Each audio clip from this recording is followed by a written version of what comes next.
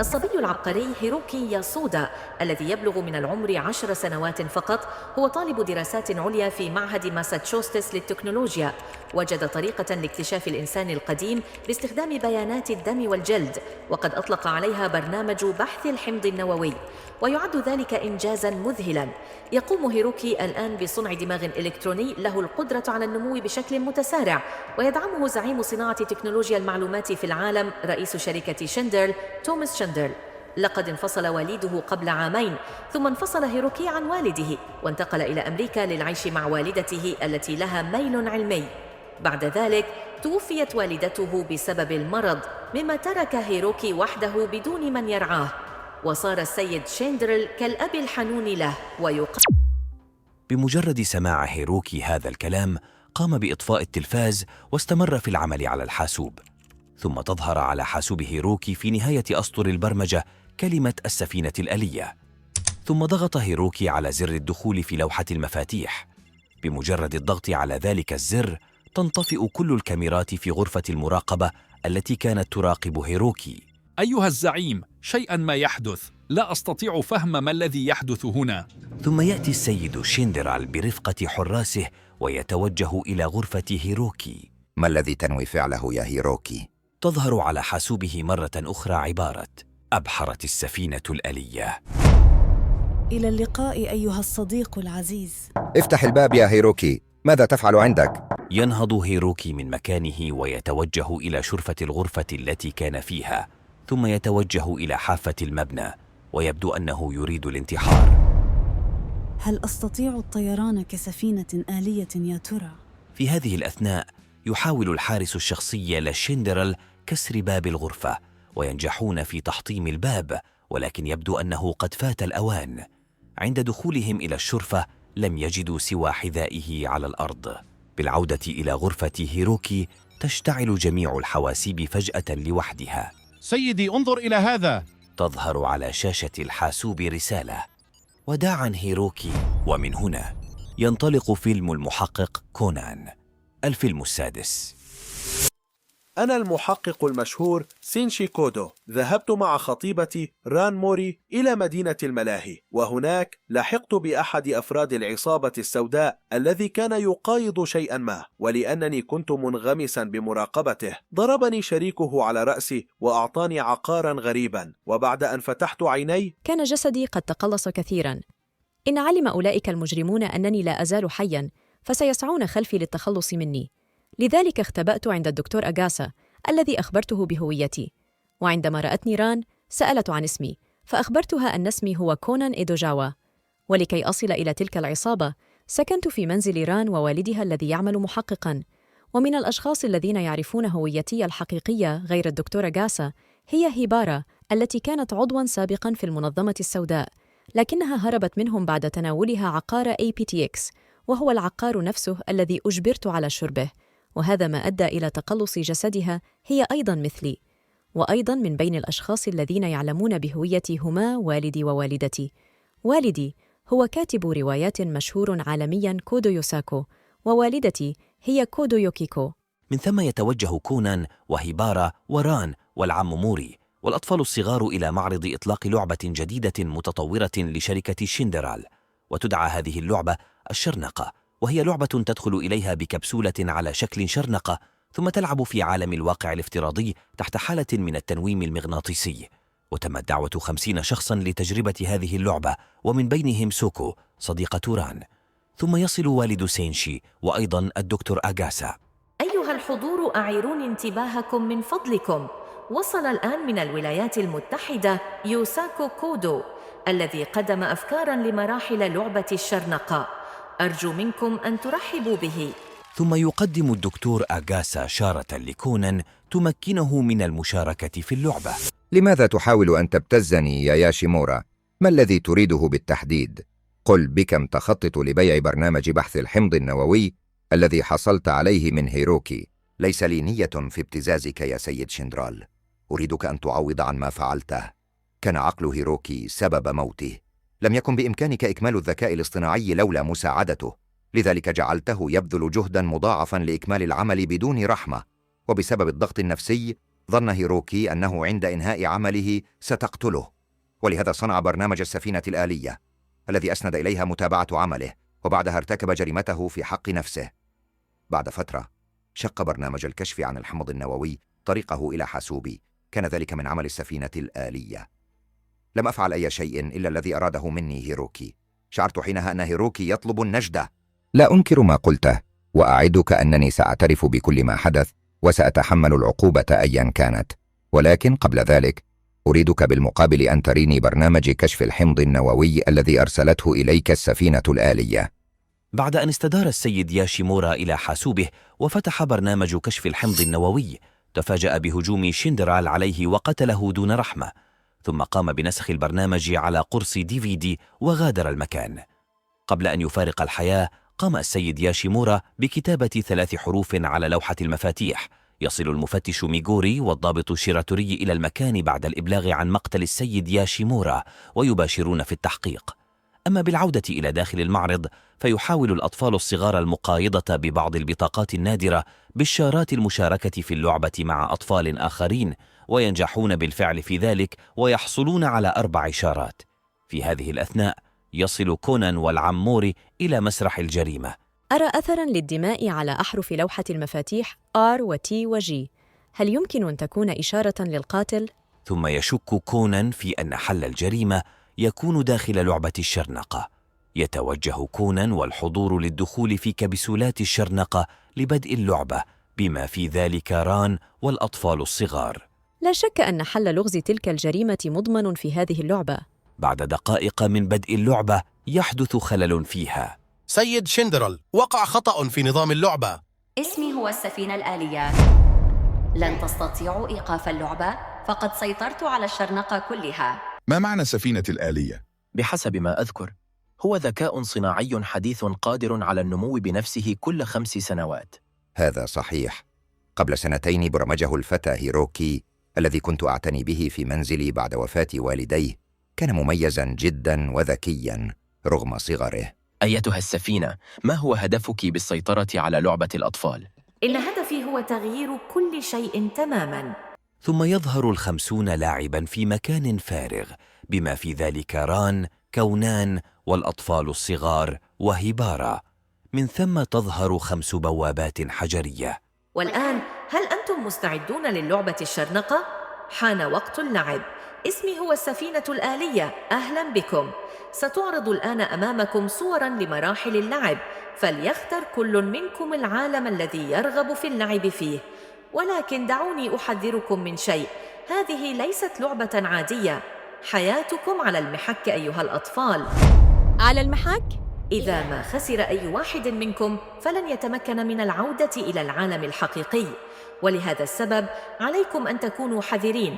وإذا تمكن واحد منكم من الوصول إلى المرحلة النهائية فسيعد الجميع فائزين، ويستيقظ كل الأطفال الذين خسروا، وسأكون قادرة على إعادتهم إلى عالمهم الحقيقي. هذه هي القاعدة. ولكن إذا ما خسرتم جميعاً فسترسل موجة كهرومغناطيسية إلى رؤوسكم وستدمر أدمغتكم. بعبارة أخرى، إنها لعبة فيها تحد لإعادة ترتيب العالم. ماذا تعنين بإعادة ترتيب العالم؟ جميع من في داخل اللعبة لا يستطيعون سماع أصوات من هم في العالم الحقيقي، ولكن هذا سؤال من شخص بالغ، ولذا سأجيب عنه أمامكم. ابن الثري الفاسد سيصبح ثرياً مثل والده ولن يتغير شيء، وابن طبيب لا يفكر إلا في كسب المال، ابنه سيصبح طبيباً بتلك السمة نفسها. ولجعل العالم مكاناً أفضل يجب قطع هذه السلسلة قطعاً تاماً. كفي عن هذا الهراء، لا يحق لك اللعب بحياة الآخرين. كلامك صحيح، لكن هل للناس حقاً في جعل حياة هيروكي لعبة؟ حسناً، لن نجعل الأولاد ينتظرون وقتاً طويلاً. لنبدأ باللعب. المرحلة الأولى لعبة القراصنة. ستصبحون جميعاً قراصنة، ستبحرون في البحار ال7 وتخوضون المغامرات المختلفة بشجاعة. المرحلة الثانية سباق السيارات السريعة. عليكم أن تتسابقوا مثل السائقين العالميين، ويجب عليكم إحراز نقاط متقدمة في السباق. المرحلة الثالثة المصارعة. احصلوا على دروع ممتازة ومعدات وقائية، وجربوا مهاراتكم في المدرجات الرومانية. عليكم إثبات قوتكم وهزيمة المتصارعين. المرحلة الرابعة: الكنوز المخفية. عليكم أن تصبحوا صائدي كنوز محترفين، وعليكم البحث عن الكنز المخفي لتتمكنوا من تجاوز المرحلة.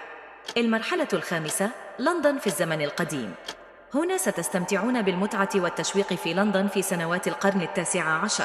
كان هناك قاتل خطير قد ارتكب جرائم قتل متسلسلة حقيقية، وما عليكم فعله هو أن تقبضوا عليه بأنفسكم. توقعت هذا. لا شك أن في اللعبة شيئاً ما يدل على من قتل السيد كاشيمورا. ثم ينقسم 50 لاعب على 5 أبواب مختلفة. عليكم أن تعلموا أنه في كل مرحلة ستجدون شخصاً يساعدكم. يحاول شخصان من آباء الأطفال فتح الشرنقة، لكن السفينة الآلية قامت بصعقهما وأسقطتهما أرضاً، مما يعني أن أي شخص يحاول فتح الشرنقة بالقوة سيتم صعقه. ثم يصل كونان والأصدقاء إلى ساحة اللعب، وهي لندن القديمة ليلاً.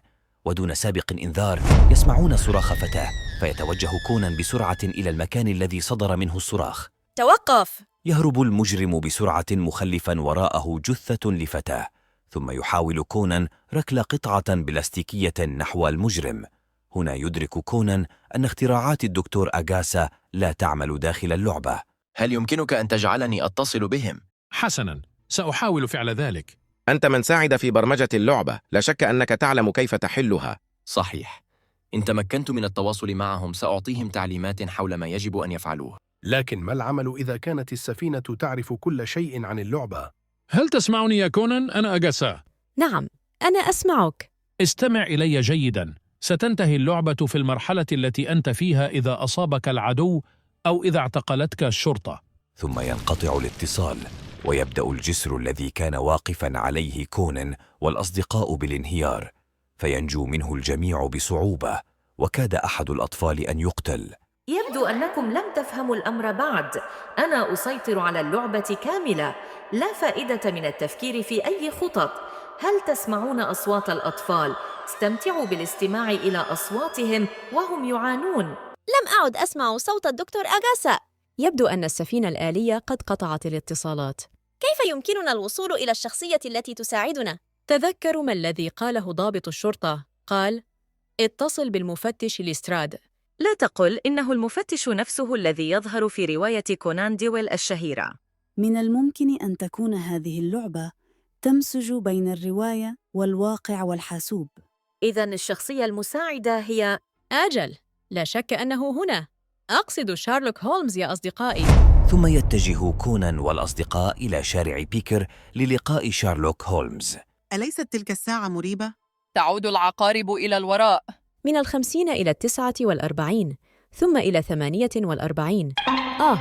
لقد عرفت أنه عدد الأولاد المشاركين في اللعبة.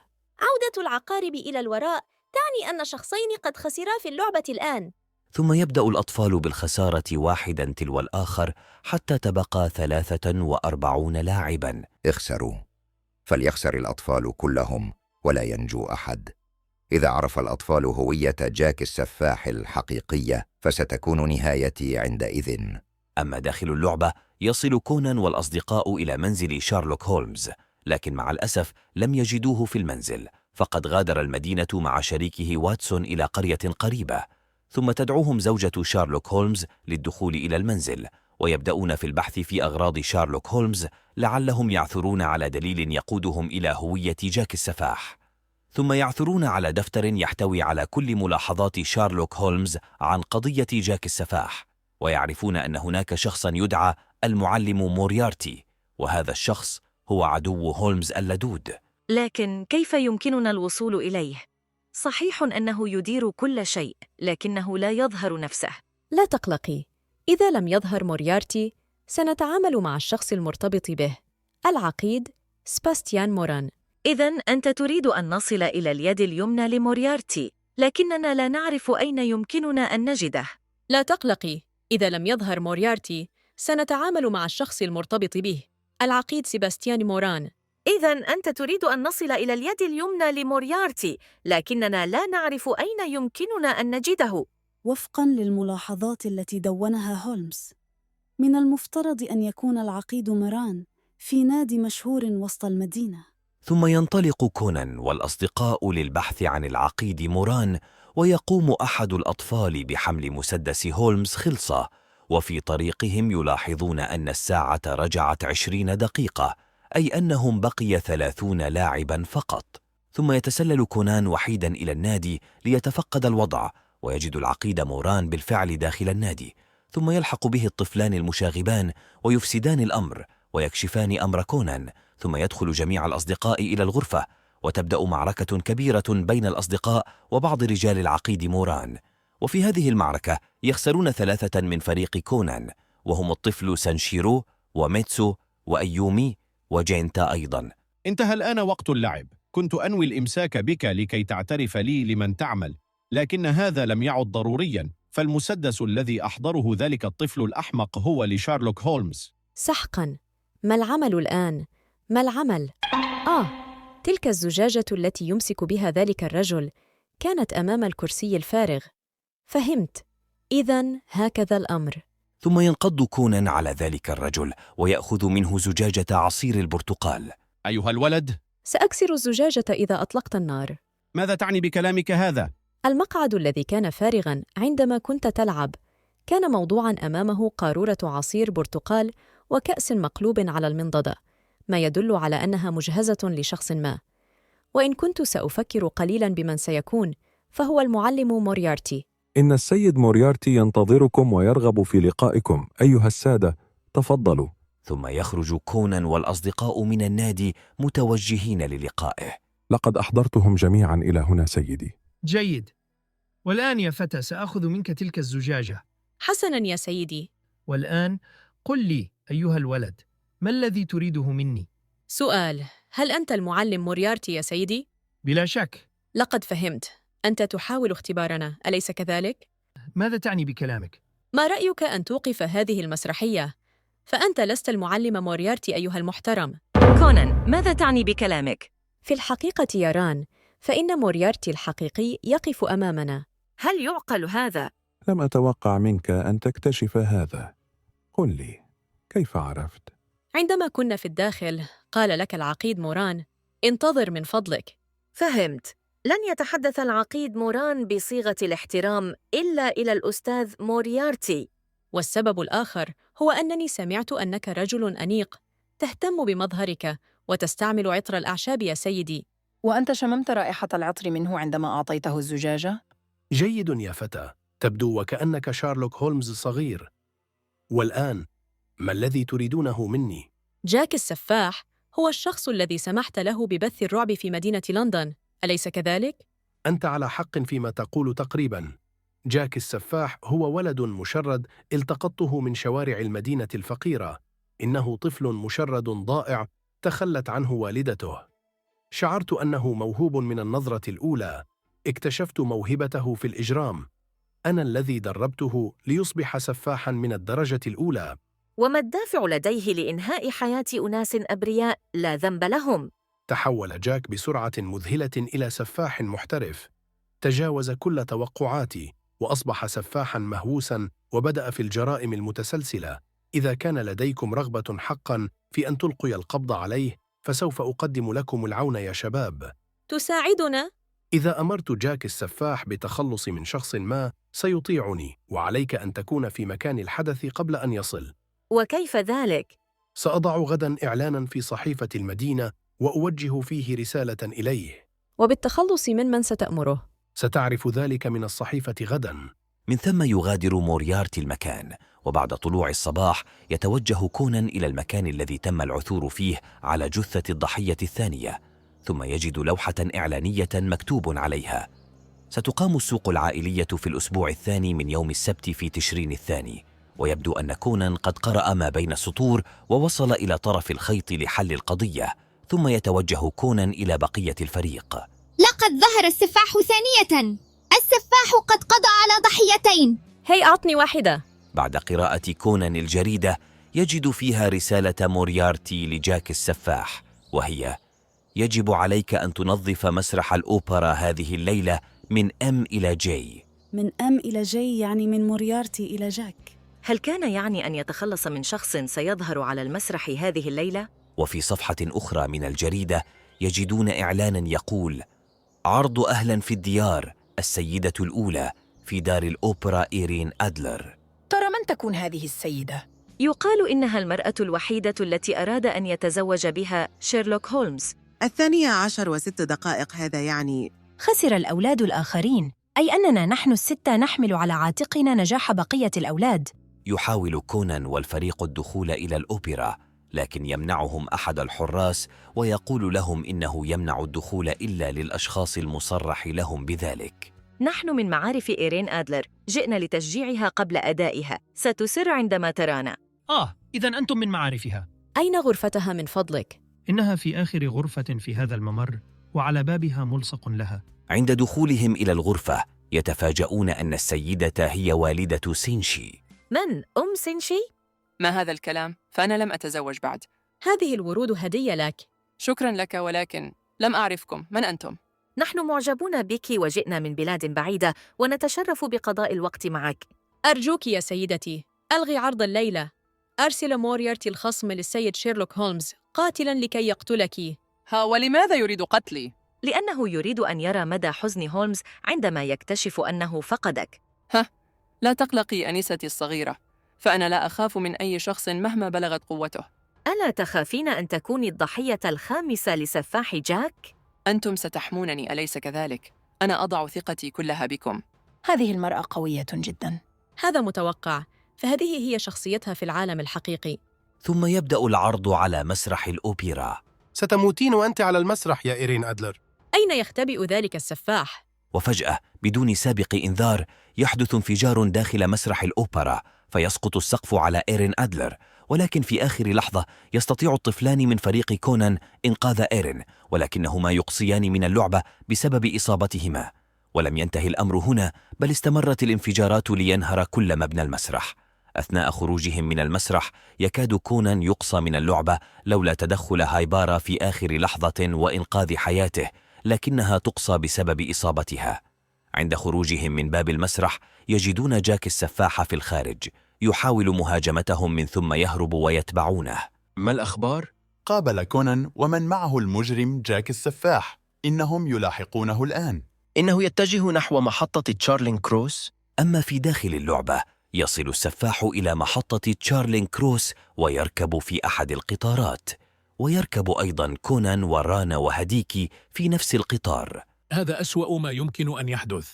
إن ركوب ذلك القطار من محطة تشارلين كروس يعد أخطر ذروة في لعبة الشرنقة. برجوع إلى اللعبة يكون كونان وهاديكي يتجولون داخل القطار بحثاً عن جاك السفاح، ثم يخبر قائد القطار أن جاك السفاح موجود عليه وهو متنكر، ثم يقومون بجمع جميع الركاب في مقصورة واحدة، ثم يتم تفتيش جميع الركاب ليتأكدوا أنهم لا يحملون أي أسلحة. اسمحوا لي الآن أن أشرح لكم ما الذي قد كتبه السيد شارلوك هولمز في وثائقه. إن الضحية الثانية لجاك السفاح كانت سيدة لندن المشهورة هاني تشارلستون. تزوجت في بلدة صغيرة تسمى ويلستون، لكنها لم تستمر كثيراً في زواجها.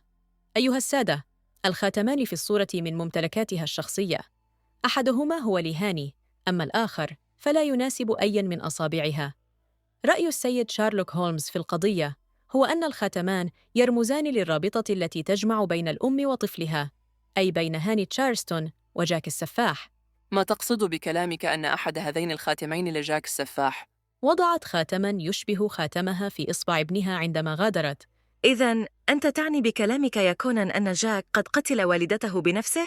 نعم، الملفات تقول إن السيدة هاني قتلت يوم السبت في 8 من أيلول. يوم السبت هو الذي تقام فيه السوق الشهرية للأسرة في مقاطعة وايت تشابل، حيث يبيعون مع أبنائهم بضائعهم. لعله جاك يكره هذا اليوم لأنه ابتعد عن أمه فيه. يمكننا أن نستنتج من كلامك أنه ترك خاتمين عمداً للإشارة أنه كان يريد المشاركة في السوق الأسرية مع والدته. عندما تخلت عنه والدته جعلت منه سفاحاً. سبب هذه الجرائم هو الحب الذي فقده جاك. هذا محزن حقاً. فيما يخص جريمته الثانية، اختار امرأة لا يعرفها، وذلك لكي يضلل الرجال الشرطة. وماذا عن الضحية الثالثة والرابعة؟ يبدو أن التعليم الخاص بالمعلم موريارتي جعل جاك من سفاح إلى مجرم مختل وغير طبيعي. حتى عندما أزال الحقد عن والدته بدأ بمهاجمة النساء الذين يذكرانه بوالدته. إذن من هو المجرم؟ إذا كنت تضع خاتماً على إصبعك منذ كنت صغيراً حتى صرت بالغاً، ستكون تلك الإصبع هي النحيلة من بين أصابعك 10. جاك السفاح يا سادة هو تلك. ولكنها امرأة يكونان. إن أحد أصابعها نحيل. ثم تنهض تلك المرأة وتنزع ملابس التنكر التي كانت ترتديها، وعند محاولة ران مهاجمتها ترمي قنبلة من الدخان، وعند انقشاع الدخان تكون الصدمة. اختفى الركاب كلهم بما في ذلك ران وجاك السفاح. والآن اسمحوا لي أن أكشف لكم عن هوية قاتل السيد كاشيمورا أيها السادة. هل عرفت القاتل؟ بل السؤال هو كيف استطاع الجاني أن يدخل سلاح الجريمة؟ سأشرح لكم. عند مدخل البناء جهاز كشف المعادن، إذن من الأفضل له أن يستعمل سلاحاً غير مشكوك فيه مخفياً في مكان ما في تلك القاعة الكبيرة، وذلك السلاح مع التمثال البرونزي المعروض في وسط القاعة. أحد تلك التماثيل يحمل خنجراً حقيقياً، لقد أخذه عندما انطفأت مصابيح القاعة فجأة. وقت انطفاء المصابيح كان محدداً في وقت سابق، وترك مكانه خنجراً مزيف حتى لا يلحظ ذلك أي شخص. عندما ذهبت طلبت من المختصين البحث عن البصمات التي قد تكون على الخنجر. ظهرت آثار دم السيد كاشيمورا كما عثر أيضاً على بصمات أصابعك يا سيد شندلر. هذا طبيعي، فهذا التمثال البرونزي ملكي ولقد جاء به من منزلي. تم تصوير هذا الشريط في جهاز المراقبة في القاعة قبل الجريمة مباشرة وبعدها. ولحسن الحظ كانت هناك أجهزة مراقبة مثبتة في جميع أنحاء القاعة، لذا نستطيع رؤية القاعة من أي زاوية نريد. فالكرة التي كان يركلها هذا الولد ضربت التمثال البرونزي وأسقطت الخنجر من يد التمثال، ثم حمله وأعاده إلى مكانه كما كان. هكذا إذا كان ذلك هو الخنجر الحقيقي فستكون بصمات الفتى عليه، لكن البصمات الوحيدة التي وجدت عليه هي بصمات شندلر. سيد كودو، وجدنا الخنجر المزيف، إنه مصنوع من الورق والقصدير كما توقعت يا سيدي. عثرنا على بصمات الصبي على الخنجر وأيضا على بصمات السيد شندلر. إذا كانت هناك بصمات على الخنجر غير بصمات الصبي فلا يمكن أن تكون إلا بصمات القاتل. ادعاء باطل، فليس لدي أي دافع لقتل السيد ياشيمورا. أما بالعودة إلى الداخل يبحث كونان وهاديكي عن ران وبقية الركاب وجاك السفاح، وبعد تفقد جميع العربات لم يجدوا أثراً لهم.